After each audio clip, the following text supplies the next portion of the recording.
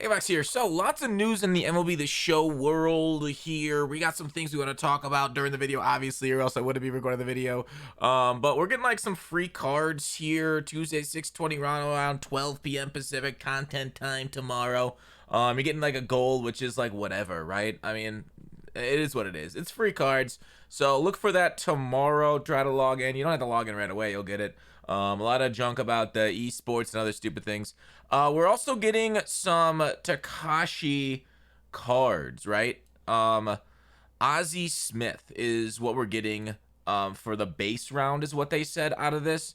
I'd imagine this comes tomorrow too, right? Looking at the schedule, headliner set 24, spotlight moments, new event with 2 future stars. Now, I don't think I've seen the date at which they said they're gonna launch this, unless I've missed something, which I try not to do.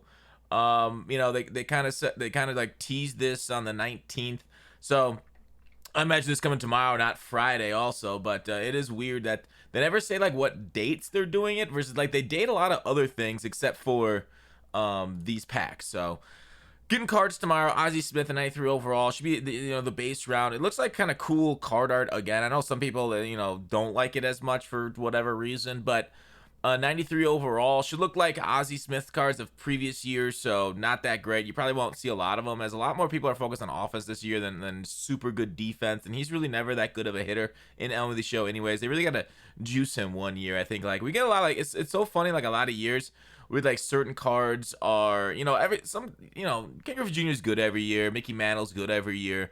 But then other years, like, Verlander's been trash every year. Then last year he was great, right? So it really just does take them, dedicating themselves to juicing this one. Like Clemente, if he wouldn't have got that NL collection, he would have been trash again this year. So it is what it is. Okay, this Yuri Perez, I'm not that excited about.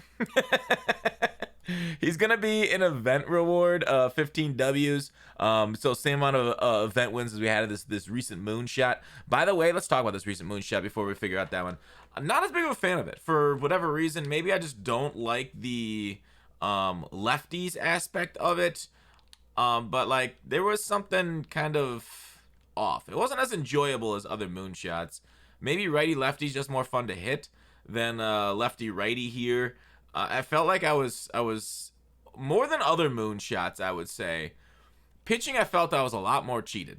And I know it's all-star, I know it's huge stat guys. I get it, that's the point of the moonshot. But like, when I think moonshot, I'm like thinking like, oh, I pitch in the zone, they hit the ball out of the park. Okay, fair enough.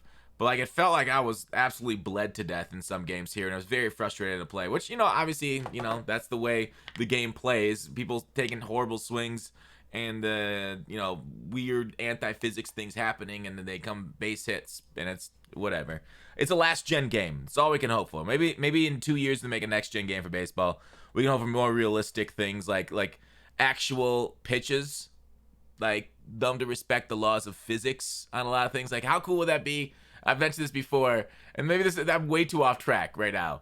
For them to actually like pitches have been like the same for years. Like, it's physics. Right, just like the amount of air being broke, like we have like all these stats, like pitch FX and stuff, StatCast, like we can tell how much these pitches move. Like two seamers actually have like some of them are insane, like 20 inches of movement on them. They'd be so tough to hit, but like that's the point of baseball, man.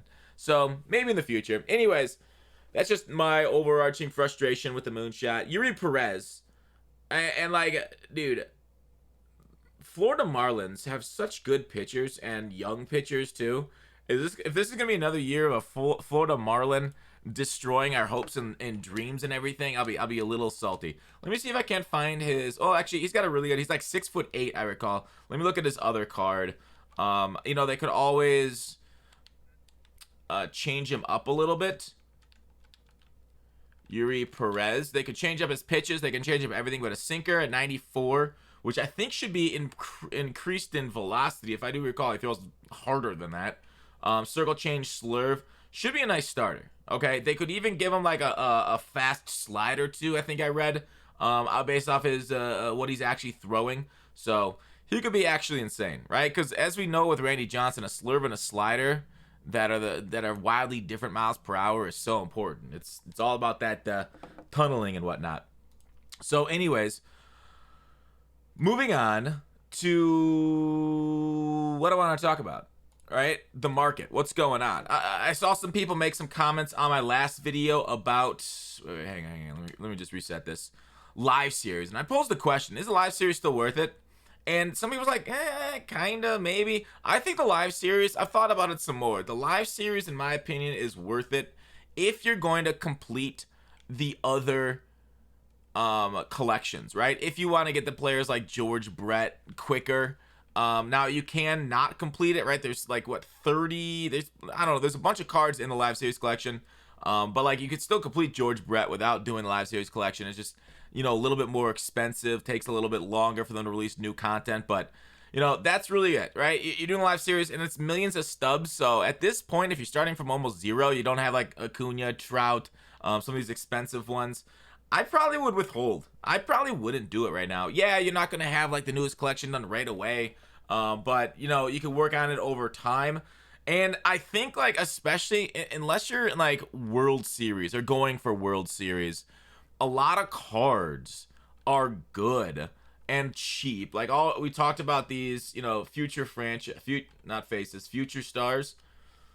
Like these are so cheap, and you, if it's all-star, they're almost as good as every other card in the game. Okay, I think like once you get to like World Series around there, Legend, Hall of Fame, that's when you start to see the stats on like the extra contact on Frank and Roberto Clemente play out over somebody, you know, even though I really do like the first baseman. But if like you're playing all-star, I think Toglia is good enough. That contact's good enough. It's not until you want to go to Hall of Fame Legend that you do need that extra contact to really help you out. So that's overall my final thought right now, where your situation depends on what you need to do with live series and what to do. So with Takashi coming here, Babe Ruth should get very cheap, right? That Ozzy, that one, depending on how much the pack costs, that could be like 10K. So if like there's like a few of those Takashi coming, yeah, you know, did I say George Brett or Babe Ruth? I think I said Babe Ruth. Babe Ruth is going to get very cheap now, with those only being like 10K for a couple of cards that cost a couple 100K.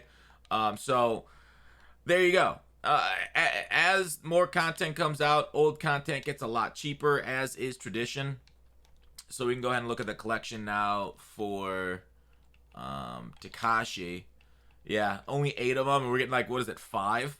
So yeah, a lot of these cards are going to be, I mean, some of them were already kind of cheap. You really only needed to collect expensive Joe Morgan, which should be going down in price here ASAP.